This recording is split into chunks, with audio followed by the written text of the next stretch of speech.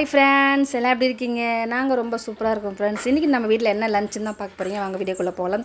இது என்னென்னு பார்த்தீங்கன்னா கேரட்டு, கோஸு, பீன்ஸு, கருவேப்பிலை, கொத்தமல்லாம் கட் பண்ணி ரெடியாக வச்சுட்டேன். ஏன்னு பார்த்தீங்கன்னா இன்றைக்கி வந்து தம்பிக்கு வந்து ஃப்ரைட் ரைஸ் தான் செஞ்சு கொடுக்க போகிறேன். சுட சோறு வந்து கொஞ்சம் வெறையாக வச்சா தான் ஃப்ரெண்ட்ஸ் நல்லாயிருக்கும். இங்கே பாருங்கள் அவ்வளோ சூப்பராக இருக்குது பாருங்கள். நம்ம பெருசாக போட்டோம்னா கோஸை வந்து கட் பண்ணி போட்டோம்னா நல்லா இருக்காது அவ்வளோவா. குழந்தைங்க எடுத்து வச்சு தான் சாப்பிடுவாங்க. இந்த மாதிரி நம்ம செஞ்சு கொடுத்தோன்னா ரொம்ப டேஸ்ட்டாக இருக்கும். நம்ம தம்பிக்கும் பேக் பண்ணிட்டேன் ஒரு வழியாக.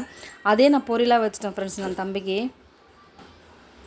பாருங்க எவ்வளோ சூப்பராக இருக்குது பாருங்கள். அவனுக்கு தெரியவே தெரியல கோஸுக்கு தான் தெரியல, கேரட்டும் தெரியல. ஸ்நாக்ஸ் பார்த்தீங்கன்னா அவனுக்கு பாதாமும் முந்திரி அதுக்கப்புறம் நெல்லிக்காய் தான், ட்ரை ஃப்ரூட்ஸ் தான் ஃப்ரெண்ட்ஸ் வச்சுருக்கேன். அதுக்கப்புறம் மாமா பார்த்தீங்கன்னா மீன் தான் வாங்கிட்டு வந்தாங்க. ஏன்னு பார்த்தீங்கன்னா நேற்று வந்து நான் வெள்ளிக்கிழமை மீன்லாம் சாப்பிடல. நான் நேற்று வெள்ளிக்கிழமை மீன் சாப்பிட்லன்றதுனால திரும்ப இன்றைக்கி வாங்கிட்டு வந்தாங்க. இன்றைக்கி சாட்டர்டே.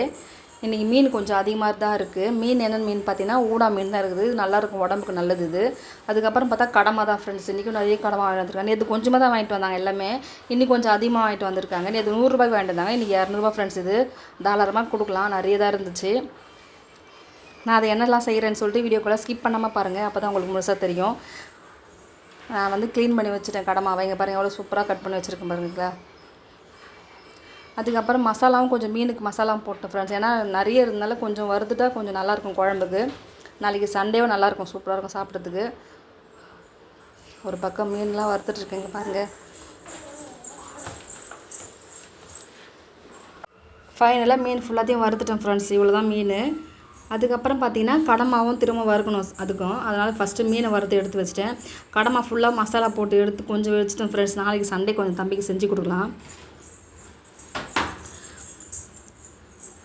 ஃபைனலாக இவ்வளோ தான் ஃப்ரெண்ட்ஸ் கடமா. ஏற்கனவே ஒரு ரவுண்டு போயிடுச்சு. எல்லாம் சாப்பிட்டு முடிச்சிட்டான் தம்பி, நானும் சாப்பிட்டு முடிச்சிட்டேன். அதுக்கப்புறம் குழம்பு பார்த்திங்கன்னா சின்ன வெங்காயம், தக்காளி வெங்காயம்லாம் போட்டு நல்லா வதக்கிட்டு இருக்கேன். சின்ன வெங்காயம் போட்டு செஞ்சால் ரொம்ப டேஸ்ட்டாக இருக்கும் ஃப்ரெண்ட்ஸ். அதை ட்ரை பண்ணி பாருங்கள் மீன் குழம்புக்கெலாம்.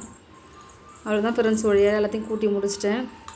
நல்லா கொதிச்சிட்டு பிறகு மீனை போட்டு கொஞ்சம் நேரத்தில் இறக்கிடணும் ஃப்ரெண்ட்ஸ். ஏன்னா மீன் நிறைய நேரம் வேக வைக்கக்கூடாது, அப்போ தான் நல்லா இருக்காது. கொஞ்சம் நேரத்தில் போட்டு எடுத்துனா ரொம்ப டேஸ்ட்டாக இருக்கும் ஃப்ரெண்ட்ஸ். அவ்வளோதான் ஃப்ரெண்ட்ஸ். இந்த வீடியோ பிடிச்சிருந்தா லைக் பண்ணுங்கள், ஷேர் பண்ணுங்கள், கமெண்ட் பாக்ஸில் கமெண்ட் பண்ணுங்கள். மறக்காமல் நம்ம சேனலை சப்ஸ்கிரைப் பண்ணிட்டு பாருங்கள் ஃப்ரெண்ட்ஸ். டாடா பாய்.